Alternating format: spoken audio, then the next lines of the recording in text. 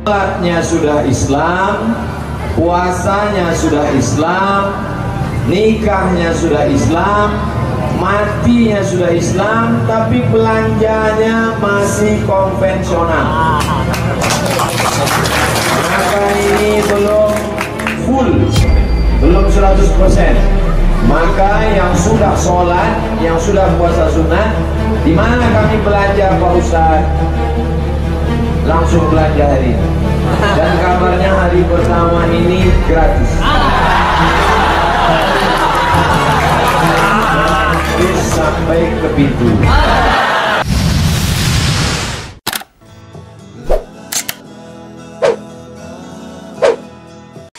Pada kesempatan ini hadir bersama kita tokoh-tokoh masyarakat Rokan Hulu. Di antaranya Bapak Dr. Andus Haji Ahmad MSI, Bapak Kaidir. Tak dapat saya sebut satu persatu. Insya Allah kita semua dimuliakan Allah Subhanahu wa Ta'ala. Salatnya sudah Islam, puasanya sudah Islam, nikahnya sudah Islam, matinya sudah Islam, tapi belanjanya masih konvensional. Maka ini belum full, belum 100%. Maka yang sudah sholat, yang sudah puasa sunat, di mana kami belanja Pak Ustaz? Langsung belanja hari ini. Dan kabarnya hari pertama ini gratis. Sampai ke pintu. Dan saya nanti langsung belanja pertama. Soalnya saya bawa duit banyak. Tidak boleh kita hanya menyuruh orang aja belanja. Ustaz dah. Nanti, tak bisa. Harus kita belanja. Nah, maka oleh sebab itu, yang selama ini sudah rajin puasa sunat, sudah pakai busana muslimah, kalau belanjanya tidak kepada belanja warung Islam, maka belum sempurna. Karena dalam Quran dikatakan, ya ayyuhalladzina amanu, hai orang beriman, udkhulu fis silmi, masuklah kamu ke dalam Islam kafah, total. Sekarang banyak orang Islam cuma 3 kali aja. Lahirnya akikah, nikahnya walimah, matinya takziah. Lain daripada itu dia tidak Islam. Oleh sebab itu maka Bapak Ibu, walaupun yang hadir ini tidak seluruh masyarakat Rokan Hulu, tapi insya Allah video ini akan diupload dan akan ditonton oleh seluruh masyarakat.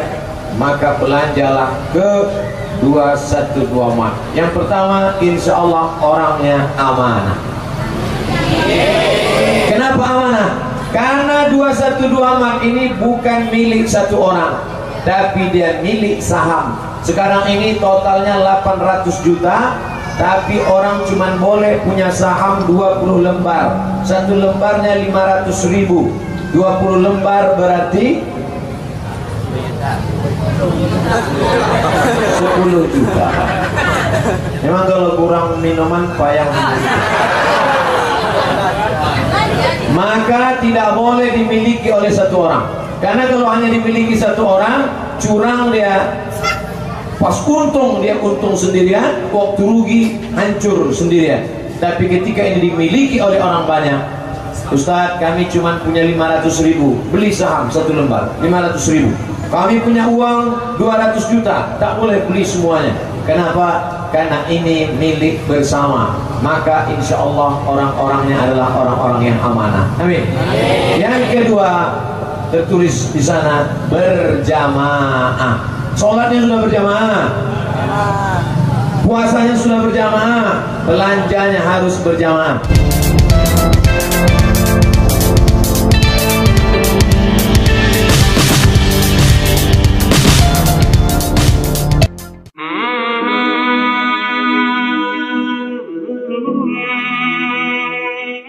Al-mu'minul qawi, mu'min yang kuat,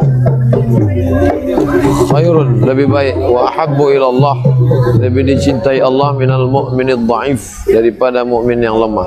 Kuat ekonominya, kuat fisiknya, kuat otaknya, kuat ilmunya, kuat imannya. Orang orang miskin kada al-faqru ayyakuna kufran, kata Sayyidina Ali. Hampir saja orang fakir itu berubah menjadi kafir, naudzubillah. Maka sholat kita berjamaah, puasa kita berjamaah bulan Ramadan, pergi ke Makkah tawaf dan sa'i berjamaah, maka belanjanya juga harus berjamaah. Kita sudah ada 212 mat berjamaah. Jangan sampai tinggal berjamaah. Belanja di warung Muslim, amanah. Biarlah orang datang belajar tempat kita bukan karena kita menjelek-jelekkan orang. Timbangannya amanah, barang-barangnya baru, berkualitas, tidak ada tipu, karena Nabi kita mengajarkan man ghasyana falaysa minna. Siapa yang menipu bukan golongan kami. Dan yang paling penting, yang ujung adalah izzah, ada kebanggaan. Bangga kita orang muslim menjadi kaya, bangga kita produk-produk muslim dipercaya. Dari mulai air minumnya, minyak gorengnya, kita memotong rentenir mata rantai begitu jauh. Dari mulai penjual beras, padinya sudah dibeli oleh rentenir, lalu mata rantai sampai ke kota, sehingga dia makin miskin, yang kaya makin kaya. Sedangkan ini langsung nanti dibeli lalu dijual, sehingga kita bisa mengangkat harkat martabat seorang muslim. At-tajirus saduqul amin, pedagang yang jujur, yang amanah, khairun. Zaman sudah semakin maju. Elon Musk sudah mikir bagaimana bisa tinggal di Mars. Cina juga sudah sibuk bagaimana bisa membuat matahari baru. Tetapi di sini, di negeri tercinta kita ini, masih banyak orang-orang mabuk agama yang gampang ditipu mentah-mentah. Ingat dulu gerombolan 212? Gerombolan 212 terinspirasi dari gerakan besar yang pernah mereka lakukan dengan kumpul-kumpul di Monas waktu Pilgub DKI di tahun 2016. Karena panitia 212-nya kaget, wah yang kumpul banyak nih. Mulailah otak bisnis mereka bekerja. Padahal mereka waktu kumpul-kumpul itu mengatasnamakan agama.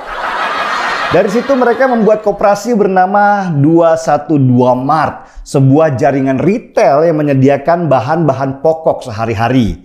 Mirip-miriplah sama Alfamart dan Indomaret. Tapi karena mereka tidak banyak yang paham bagaimana sistem retail itu bekerja, akhirnya beberapa toko pun tutup. Yang ngenes itu yang terjadi di Samarinda, Kalimantan Timur. Saking semangatnya ingin membela Islam, beberapa orang niat untuk bikin 212 Mart di sana. Dan gak tanggung-tanggung, langsung bikin di 3 titik. Pusat pun merestui, tapi tidak memberikan arahan yang pasti.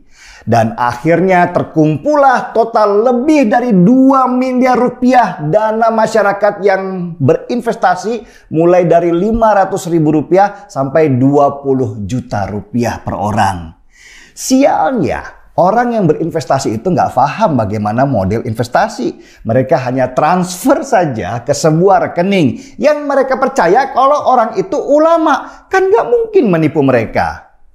Permasalahan kemudian datang ketika para panitia yang terdiri dari orang-orang yang ngerti agama tapi nggak ngerti investasi ini bingung.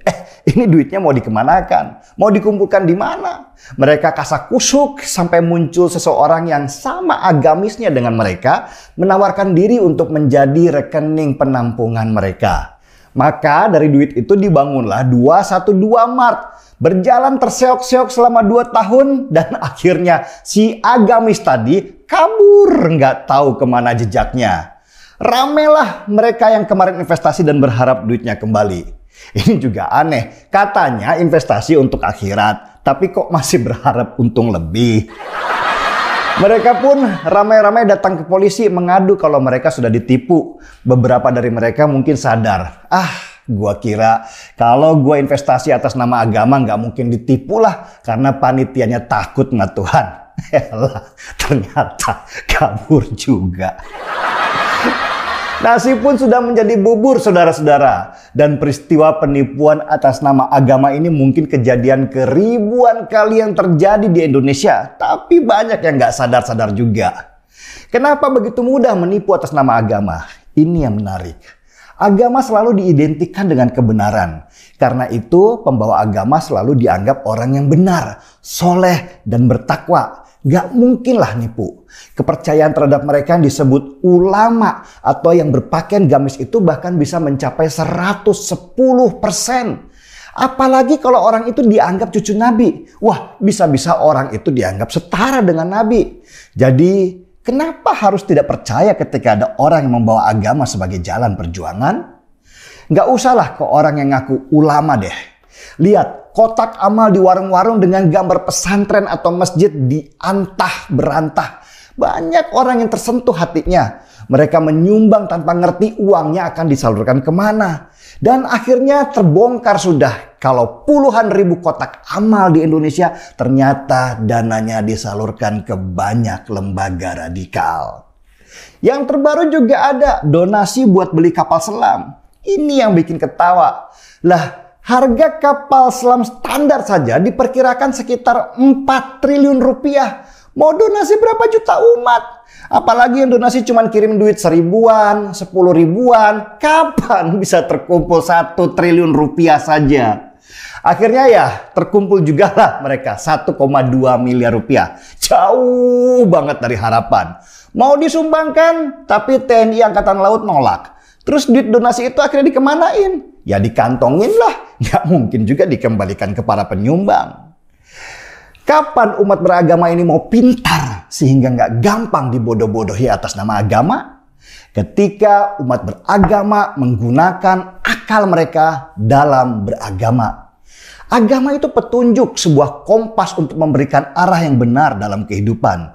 Dan untuk memahami bagaimana kompas itu bekerja, kita harus menggunakan akal dan pengetahuan kita. Gak bisa asal imani saja. Akhirnya kalau asal imani saja, ya jadinya bodoh berjamaah. Ustadznya buta, jamaahnya juga buta.